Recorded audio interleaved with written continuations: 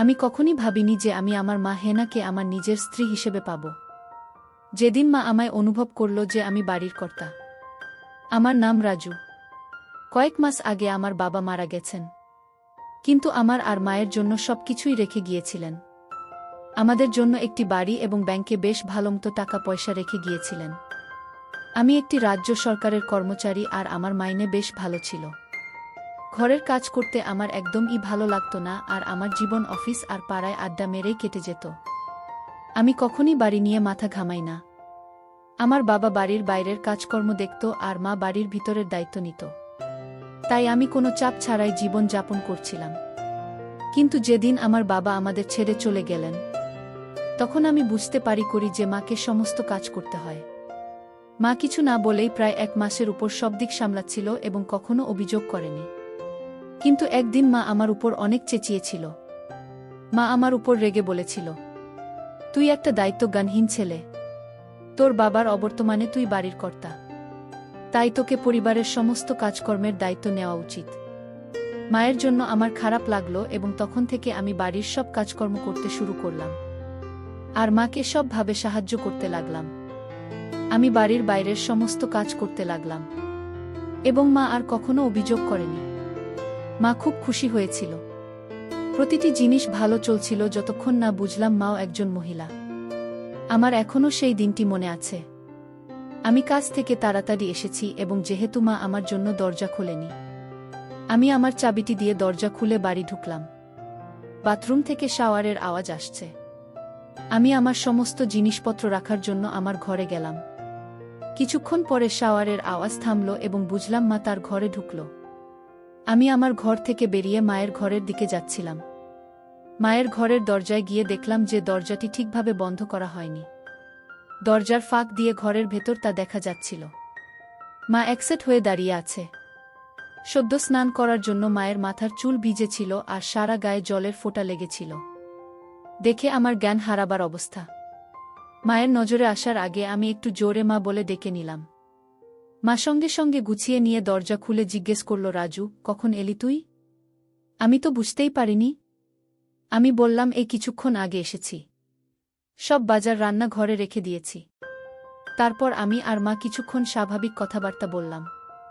আমার মায়ের সেই দৃশ্যের পরে আমি আর নিজেকে ধরে রাখতে পারলাম না। এরপর থেকে আমি মাঝে মাঝেই মাকে একসেট অবস্থায় দেখতাম। মায়ের প্রতি দিন দিন আমার আকর্ষণ বাড়তে থাকে এবং আমি সব সময় মায়ের একসেট দেখার সুযোগ খুঁজতে শুরু করি। এমনকি আমি মায়ের সম্পর্কে চিন্তাভাবনা করা ও শুরু করেছি। মাঝে মাঝে মাকে চিন্তা করে শুরু করি। এই মুহূর্তে আমি বুঝতে পারি যে বাবা আমাকে বাড়ি এবং নগদ ছাড়া অন্য আরেকটা জিনিস রেখে গেছেন। সেটা হলো আমার মা এবং তার সুন্দর সমস্ত উত্তরাধিকার এর সেরা সম্পত্তি।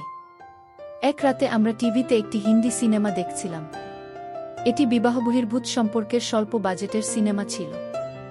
সিনেমাটায় অনেক দৃশ্য ছিল, যদিও পুরো দৃশ্য ছিল না, কিন্তু নায়িকার ডিপ কাট, নায়কের নায়িকাকে দৃশ্য বা নায়িকার দৃশ্যগুলো খুব ছিল। সিনেমাটা দেখতে দেখতে আমরা দুজনেই খুব হলাম। আমি দেখতে পাচ্ছিলাম যে মা খুব হয়ে ভারী শ্বাস নিচ্ছে। সিনেমার পরে আমরা সিনেমাটা সম্পর্কে কিছুটা আলোচনা করলাম এবং তারপরে আমরা আমাদের ঘরে চলে গেলাম। আমি এতটাই বিভোর ছিলাম যে ঘরে এসে আমার কিন্তু তারপরেও ঘুমোতে পারলাম না। সিনেমা এবং আমার মাকে নিয়ে ভাবতে ভাবতে হাতের কাজ করলাম। আমি দেখলাম যে আমাকে কিছু করতে হবে। আমি চিন্তা করলাম, যেহেতু আমি বাড়ির কর্তা, তাই বাড়ির মহিলাকে আমার কর্ত্রী বানাতে হবে। আমি আমার বাড়ির মহিলাকে সন্তুষ্ট করব এবং সে আমাকে সন্তুষ্ট করবে। আমি এটাও জানতাম যে মহিলাটি আমার মা এবং সে আমাকে তার অংশীদার হিসাবে গ্রহণ করবে না। আমি সেটা মাকে বোঝালেও সে সেটাতে রাজি হবে না, তাই সবচেয়ে ভালো জিনিস হবে প্রথমবার মাকে জোর করা। একবার যদি মাকে জোরে করে আনতে পারি তাহলে সে পরে আমাকে তার প্রেমিক হতে দেবে। এইসব ভাবতে ভাবতেই আমার আবার শক্ত হয়ে গেল। আমি আস্তে আস্তে আমার ঘর থেকে বের হয়ে মায়ের ঘরে চলে গেলাম। দরজা বন্ধ থাকলেও লক করা ছিল না। আমি দরজা খুলে মায়ের ঘরে ঢুকলাম। মায়ের ঘরে নাইট ল্যাম্প জ্বালা ছিল। মা দেওয়ালের দিকে মুখ করে শুয়ে আছে। আমি এগিয়ে দেখলাম যে মায়ের দুটো জেন বেরিয়ে আসছে। মায়ের খুব সুন্দর এবং ধীরে ধীরে মায়ের নিঃশ্বাসের তালে তালে সেটা কাঁপছে। আমার বাবা মারা যাওয়ার পরে থেকে মা একা একা শুতো। আমি স্থির করলাম যে যদি কখনো মায়ের সাথে আমি তবে সেটা আমার বিছানায় হবে। কারণ ওই বিছানাতেই বাবা বেঁচে থাকার সময় মা বাবা, কারণ আমি চাইছিলাম মাকে আমার কর্ত্রী বানিয়ে একই বিছানায়। এরপর আমি মায়ের হাতটি ধরে বিছানা থেকে টেনে নামিয়ে তাড়াতাড়ি আমার ঘরে নিয়ে এলাম। মা ঘুমের ঘরে কিছু বোঝার আগেই আমার ঘরে এনে দরজাটা লক করে দিলাম। মা থতমতভাবে আমার দিকে জিজ্ঞেস করল, কি করছিস? আমি কিছু না বলে মায়ের টানতে লাগলাম। মা দু হাতে করে ধরে আছে যাতে আমি সেটা খুলতে না পারি। কিন্তু আমি তখন পাগলে হয়ে আরও জোরে টানতে লাগলাম আর মায়ের সব চেষ্টা ব্যর্থ হয়ে গেল। মা এবার বুঝতে পারছিল যে কি হতে চলেছে। মাকে ওই অবস্থায় দেখে আমার ফেটে বেরোতে চাইছিল। এরপর মাকে কাছে টেনে নিতেই মা আমাকে ধাক্কা দিতে শুরু করল। মা নিজের মুখটা সরিয়ে নেওয়ার চেষ্টা করছিল, কিন্তু আমি দুহাতে মাকে ধরে বসিয়ে দিলাম। মায়ের বাধা দেওয়ার শক্তি যেন কমে গেল। মা চুপচাপ দাঁড়িয়ে রইল। কিছুক্ষণ পরে যখন মাকে ছেড়ে দিলাম, তখন মা তাড়াতাড়ি ঘরে থেকে বেরোবার জন্য দরজার দিকে যেতে লাগল। আমি দৌড়ে মায়ের দিকে গেলাম এবং এক হাত দিয়ে মায়ের ধরে আবার বিছানার কাছে নিয়ে এলাম। মা অবশেষে জিজ্ঞেস করল, কেন তুই আমার সাথে এরকম করছিস? আমি বললাম, কারণ তুমি আমায় বলেছিলে যে আমি বাড়ির কর্তা, তাই আমি তোমায় আমার কর্ত্রী বানাতে চাই। মা বলল, কিন্তু আমি তোর মা, মায়ের সাথে এসব হয় না। এই বলে কাঁদতে শুরু করল। তুমি মায়ের সাথে সাথে একজন মহিলাও, তাই না? এই বলে মায়ের জবাবের অপেক্ষা না আবার বললাম, মা তুমি আমায় আর বাধা দিও না, আমার জন্য প্রস্তুত হও। কাঁদতে কাঁদতে মা বিছানায় চিৎকার করে বলল, তুই কি চাস আমার থেকে? আমি কিছুই বললাম না, শুধু কাজ চালিয়ে গেলাম। মা কাঁদতে কাঁদতে বলল, এরকম করিস না, আমি তোর মা হই। আমি মায়ের মুখের দিকে তাকিয়ে বললাম, এবার থেকে তুমি আমার জীবন সঙ্গিনী ও হবে।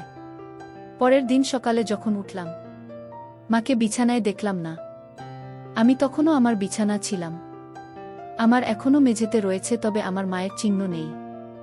এক মুহূর্তের জন্য আমি ভাবলাম যে আমি কি স্বপ্ন দেখছিলাম, কিন্তু তারপর যখন বিছানায় দেখলাম যে দাগ, তখন বুঝতে পারি যে এটি স্বপ্ন নয়, আমি সত্যি করেই মাকে। রাতে আমি তখন খুব অপরাধবোধ অনুভব করলাম। আমার ঘরের বাইরে হাঁটার মতো সাহস আমি পেলাম না। আমি যতক্ষণ পারলাম ঘরের মধ্যেই থাকলাম। এটা ভালো যে সেদিনটা রবিবার ছিল। কয়েক ঘন্টা পরে আমার মা দুপুরের দিকে আমার ঘরে এসে আমায় ডেকে বলল, অনেক বেলা হয়ে গেছে, তাড়াতাড়ি ঘুম থেকে উঠে পড়। মায়ের ডাক শোনার পরে আমার মধ্যে কিছুটা আত্মবিশ্বাস ফিরে এলো। আমি তাড়াতাড়ি বাথরুমের কাজ করে আবার নিজের ঘরে চলে এলাম। আমি আমার মাকে আরও বেশি সময় এড়াতে চেষ্টা করেছি যতক্ষণ না সে আমাকে আমার লাঞ্চ খেতে ডেকেছিল। সেই দিনটি আমাদের দুজনের জন্য এক ভয়াবহ দিন ছিল। আমরা কখনই কোনো কথা বলিনি। এইভাবে আরও কয়েকদিন পার হলো, যেখানে আমি আর মা দুজন দুজনকে এড়িয়ে চলতে লাগলাম। যেহেতু আমি চাকরি করি, তাই অনেকটা সময় আমি বাড়ির বাইরে থাকতাম। না হলে এরকম পরিস্থিতিতে আমি হয়তো পাগল হয়ে যেতাম। এই সময়ে মা ও আমাদের প্রতিবেশী এবং নিকটাত্মীয়দের সাথে অনেক সময় দিত। সম্ভবত আমার থেকে দূরে থাকার জন্যই মা এটা করত বলে আমার ধারণা। প্রায় 1 মাস শেষ হবার পরে আমি ঠিক করলাম এইভাবে চলতে পারে না এবং আমাকে কিছু একটা করতে হবে। বৃহস্পতিবার আমাদের রাতের খাবারের পরে আমি মাকে বললাম, মা আমি খুব দুঃখিত এবং আমি কখনোই তোমাকে আঘাত করার জন্য এটা করিনি। আমি সত্যি তোমায় খুব ভালোবাসি। মা আমার দিকে তাকিয়ে তারপর কান্নায় ফেটে পড়ল। আমার খুব খারাপ লাগছিল। স্বাভাবিক অবস্থায় ফিরে আসতে আরও 2 দিন লেগেছিল। আমাদের ছেলের সংস্কারের স্বাভাবিকতা কখনই ফিরে আসেনি। মা সর্বদা আমার কাছ থেকে দূরে থাকার চেষ্টা করেছিল এবং যখন পরিবর্তন করত অথবা ঘুমাতে যেত সবসময় নিজের ঘরের দরজা লক করত। প্রায় 3 মাস আমরা আমাদের জীবনকে এভাবেই কাটালাম। কিছুদিন পরে জিনিসগুলি স্বাভাবিক হওয়ার পরে আরও 2 সপ্তাহ পরে আমার মা তার বন্ধুদের সাথে একটি সিনেমাতে যায়। আমি জানতাম যে মা একটি মুভিতে যাচ্ছেন, কারণ মা আমার কাছ থেকে কিছু টাকা নিয়েছিল। আমিও নিজের কাজের জন্য শহরের বাইরে একটা ট্রিপে গেলাম। 2 দিন পরে যখন আমি আমার ট্রিপ থেকে ফিরে এলাম, যখন দেখলাম যে বাড়ির পরিবেশটা অনেকটাই আলাদা হয়ে গেছে। আমার মা খুব সুন্দর একটি শাড়ি পরেছে এবং তার চুলে ফুল লাগিয়েছে। সাধারণত বিধবা মহিলারা তাদের চুলে ফুল কখনো লাগায় না। মায়ের মনও খুব ভালো মেজাজে আছে বলে মনে হচ্ছে। আমি খুশি হয়েছি, কিন্তু মাকে এইভাবে দেখে হতবাক হয়েছি। আমি ঘরে এসে মায়ের জন্য আনা মিষ্টি মায়ের হাতে দিলাম আর মা হাসি মুখে সেটা নিল। মা আমার ট্রিপের ব্যাপারে অনেক কিছু জিজ্ঞাসা করল। আমি বুঝলাম যে মা আমায় ভালোভাবে গ্রহণ করেছে। আস্তে আস্তে আমিও অনেক স্বাভাবিকভাবে মায়ের সাথে কথা বলতে লাগলাম। আর মাকে খুব ভালোভাবে দেখতে লাগলাম। আমি খুশি হলাম যে মা স্বাভাবিক অবস্থায় ফিরে এসেছে। রাতের খাবারের পরে মা আমায় স্নান করে আসতে বলল। আমি অবাক হয়ে মাকে জিজ্ঞাসা করলাম, আমি এত রাতে স্নান করে কি করব? মা গম্ভীরভাবে বলল, আমি যখন বলছি তখন তুই স্নান করে আয়। আমি অনিচ্ছা সত্ত্বেও স্নান করতে গেলাম, কারণ আমি মাকে আর রাগাতে চাইছিলাম না। আমি স্নান করে ঘরে আসতে মা আমায় বলল, নতুন গেঞ্জি পরে ঘরে শুয়ে থাকতে বলল। আমি মাকে বললাম, মা আমার এখন ঘুম আসছে না। মা আমায় বলল, আমি যা বলছি সেটা তুই কর, অত প্রশ্ন করতে হবে না। আমি মাকে রাগাতে চাইলাম না, তাই নতুন গেঞ্জি পরে ঘরে এসে বিছানায় শুয়ে থাকলাম। চোখ বোধ করে চিন্তা করতে লাগলাম মায়ের এরকম পরিবর্তনের কারণটা কি। কিছুক্ষণ পরে দরজার আওয়াজ পেয়ে দেখলাম মা হাতে একটা মিল্কের গ্লাস নিয়ে আমার ঘরে ঢুকল। মা একটা সুন্দর হলুদ শাড়ি পরেছিল। শাড়িটা অনেকটা নিচে করে পরেছিল, তাই মায়ের সুন্দর দেখতে পেলাম। আমি মাকে এভাবে দেখে হতবাক হয়ে গেলাম। মা যেন ঠিক এক নববধূর মতো আমার ঘরে ঢুকল, কারণ সাধারণত নববধূ রায় হাতে মিল্কের গ্লাস দিয়ে এইভাবে ঘরে প্রবেশ করে। এক মুহূর্তের জন্য আমি ভাবলাম যে এটা হতে পারে না। আমি আমার চোখকে বিশ্বাস করতে পারছি না। আমি যাকে চেষ্টা করেছিলাম সে আবার আমার কাছে আসার চেষ্টা করছে কেন? মা ঘরে ঢোকার সাথে সাথে ঘরের দরজাটি বন্ধ করে আমার কাছে এসে গ্লাসটা হাতে দিল। আমি গ্লাসটা নিয়ে খেয়ে নিলাম। গ্লাসটা টেবিলে রেখে মা আমার কাছে এসে দাঁড়িয়ে মুচকি হেসে বলল, তুমি যদি চাও তাহলে তোমার মা তোমার কর্ত্রী হতে প্রস্তুত। মায়ের কথা শুনে আমি হতবাক হয়ে গেলাম, আর সঙ্গে সঙ্গে আমারটা আরও শক্ত হয়ে গেল। আমি বিশ্বাস করতে পারছি না যে আমার নিজের মা আমাকে তাকে আমন্ত্রণ জানাচ্ছে। আমার এসব চিন্তা করতে কয়েক মিনিট সময় লেগেছে, কারণ আমি দেখতে পেলাম যে আমার মা এখনও আমার উত্তরের জন্য অপেক্ষা করছে।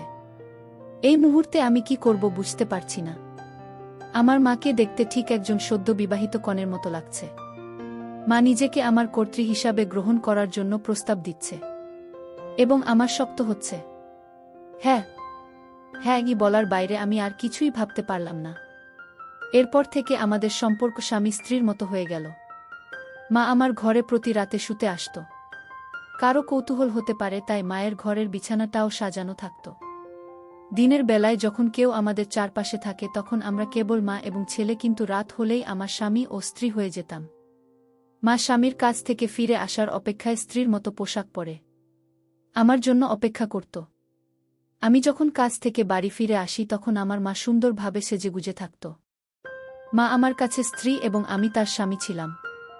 কয়েক মাস পরে ৪৩ বছর বয়সে আমার মা হেনা আবার হল।